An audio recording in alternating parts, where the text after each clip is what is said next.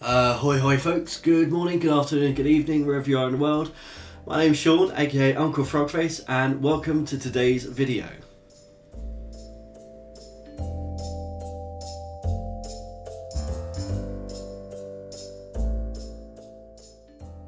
So if you're new here, welcome. If you're not new, welcome back. You may notice I sound a little bit different today. I'm a little bit croaky, a little bit raw.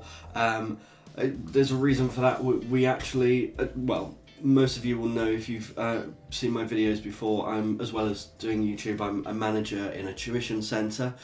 A couple of days ago while I was at work, we actually had a fire. So I rushed to action, grabbed the extinguisher and put the fire out. Everything was evacuated. But obviously, due to that, there was a lot of smoke inhalation, which obviously includes carbon dioxide and carbon monoxide, and the CO2 extinguisher itself. So for an asthmatic, that's not very good. I have been to hospital, I've been checked out, everything's fine. A couple of irregularities, which are kind of being monitored, but everything is good. I'm fine. I'm healthy, happy. Luckily there were no kids on site, so no one was hurt or injured, other than kind of my sore throat and a little bit of difficulty breathing, which is why I'm kind of making sure that I've got my asthma pump on hand and taking it regularly. But for a few days, I'm going to be off work, relaxing. And for me, relaxing and kind of dealing with anxiety, the way I do that is with art, as most of you will know. So today we're going to be doing a follow-up to our review of the Crafty Kit Unicorn, who's right here on the shelf behind me, who's named Heath after Heath Ledger because of his Joker green hair. And we're going to be doing our second part, which is the Paint Your Own Bear. So if you didn't see this review, I'll leave a link up here, one of them, that way I think. But we're going to be doing this one today, which is the kind of weird geodesic bear. It's all faceted. And I'm going to be sculpting on top of this and maybe carving into it and doing all sorts of stuff. I'm creating some kind of creature. I'm really excited for this. But yes, I'm going to save my voice. I'm going to save my lungs. I'm going to turn the camera around. We can get straight into it. And I just want to chill out and relax and create a monster, essentially. But let's get into it. So, just like the other Crafty Club kit, we've got similar stuff inside. We have our plaster cast, which is actually very nice quality plaster cast. It's just a little bit weird having all of these facets on it. Then we've got our paints, which are slightly different colours from last time as well. I think some of these colours might have been useful for the unicorn. But never mind. And then on top of this, I've also got all of my crafting supplies, so my polymer clays and all that kind of thing. I just wanted to test before we get started on my idea for this, that I could actually scrape and scratch away at this. Now obviously, with my chest and my lungs where they are at the moment, I am wearing a mask and I'm in a ventilated room, and I would recommend that anyone playing with any plaster or anything that's powder, any material like this, make sure you are wearing your masks. The last thing you want to be doing is breathing in this material. Tinkerbell's also in the office. It's running around the desk at the moment, so you might hear her as well. But now I've kind of got what I wanted to do with my tools here. I've got a few scratches in, I've gouged a few bits out, I've smoothed a couple of bits over, which was really nice. And I just have all of this mess that needs to be cleared up. So, nice, clean working area, dust-free working area, and I can begin sculpting. So I've conditioned some of this polymer clay, which means I've just broken it into pieces and kneaded it, because I don't have a pasta machine, like, you know, the professionals. And I'm using some liquid Sculpey. Now, liquid Sculpey is really good for just sticking Sculpey to non-porous materials, or any material in fact. Plaster is porous, and actually I found that the amount that I put in wasn't enough. So once I've kind of gone in, you can see already it's not sticking very well. But once I've smoothed it down to where I wanted it to be, I then go ahead and just start adding more of the liquid Sculpey to get this kind of effect that I want. Basically, in this hard sculpt, I wanted to have more of an organic feel to this hole in the middle of the chest. And I think that's kind of working out quite nicely. My idea for this was, I want it to be something that if you saw it from a distance, or if you saw it just in shadow, kind of like its silhouette, you would just think it's an ordinary teddy bear. But actually when it's in light and you see up close, you'll see that it is most definitely not. So I had pre-baked these little spikes, and this is just made out of medium super Sculpey, and I put all of these in, and you can see I've now created this grotesque mouth type thing in the middle of the body. Now I'm not going to talk all the way through this because, as you can hear, I'm still a little bit raw. Even a day after doing the voiceover, my lungs are still not quite up to speed yet. But now it's time to work on this ball area that I've smoothed out, and I'm adding a circle to the middle of this, and I'm going to take a ball stylus and just make a little indent in the middle of this. 10 points for anyone who can guess what this might be. No, it's not a weird bear nose.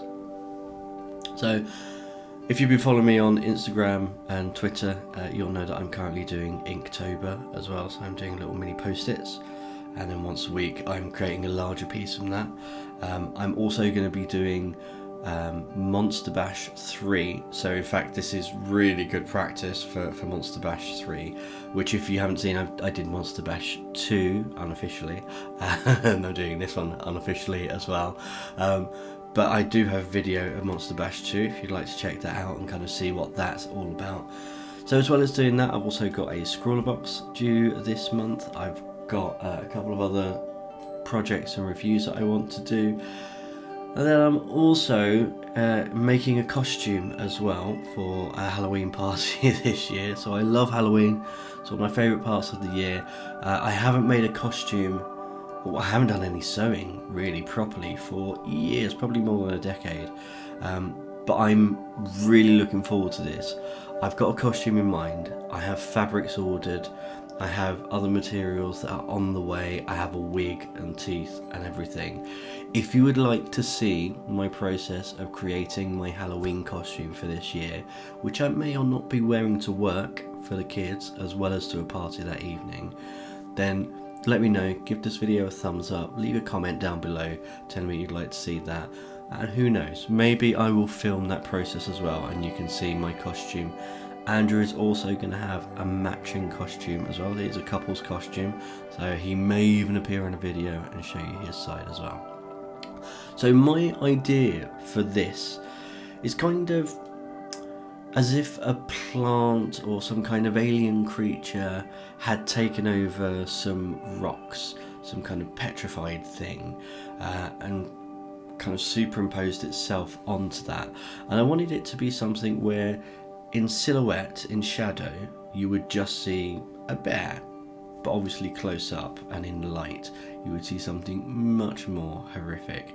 And I think by having this kind of rocky exterior with these kind of wiggly, tendrily things on the outside, it leaves a lot to the imagination as well. What exactly is this thing?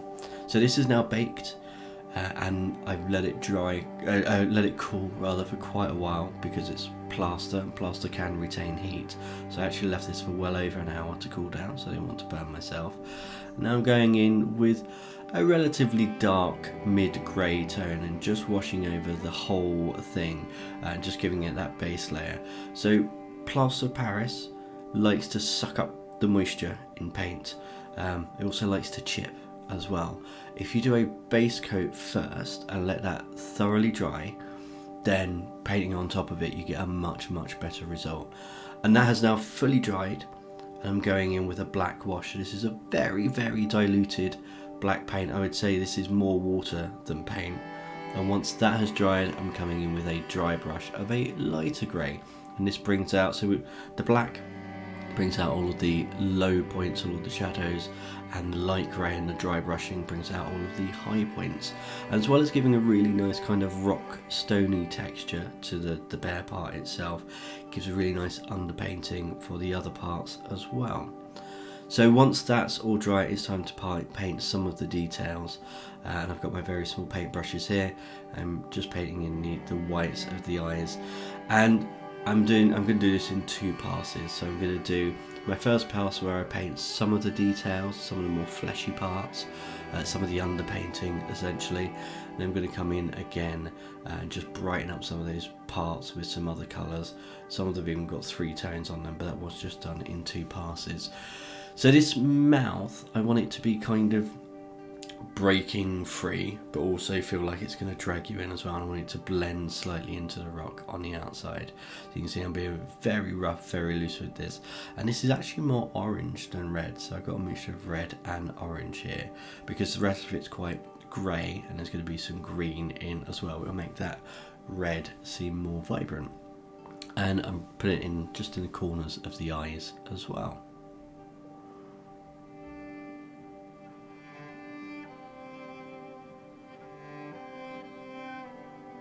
Let me mixing paints off at the side there. So for the eye, again, base colour we're doing a yellow, so that I can come in and paint over the top of that. Yellow's very difficult to paint on darker colours, takes a couple of goes. That's dried a little bit, and now I'm coming in with this Viridian, and again quite a watered down mix, just going over and covering most of the tendrily parts in this green colour. Still leaving some grey. I think that contrast is really nice, where you can see other bits showing through as well. Sometimes painting it all a solid colour can make it look quite artificial, and I didn't want that at all. So you can do all of these tendrils. You also do the kind of lids, the very edges of the lids of the eye as well. There we go, so now that part's all dried, and now I'm coming in with a slightly lighter green and just picking out some of the high spots on this. And once I've finished with that green and done a few other bits, I could come back and do an even lighter green on top of that, just to again give variety and a bit of definition to those tendrils, to make them pop out a little bit more, making sure that I'm really just picking up the really high spots on the sculpture. Sorry, it's been a very long few days and my brain hasn't quite caught up yet.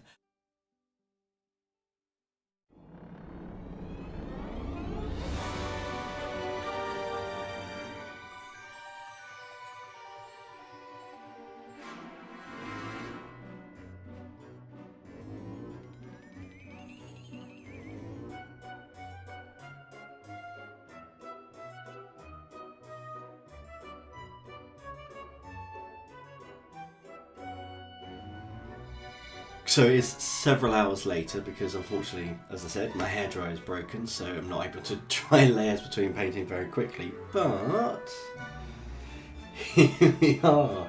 I mean, this is weird, even for my standard, but I don't know, I think I kind of like it. It's definitely nightmare fuel, and it fulfills that creepy, cute, is it cute? Creepy, it fulfills the creepy brief, let's be honest. But yeah, this again, guys. I love the name Heath for our little unicorn friend up there. What do we call this? I mean, what are we going to name it? It's terrifying. I think I'm actually going to have nightmares for this. But it's going to go up on the shelf. I really hope you've enjoyed today's video. I think a little bit better. And until next time, goodbye.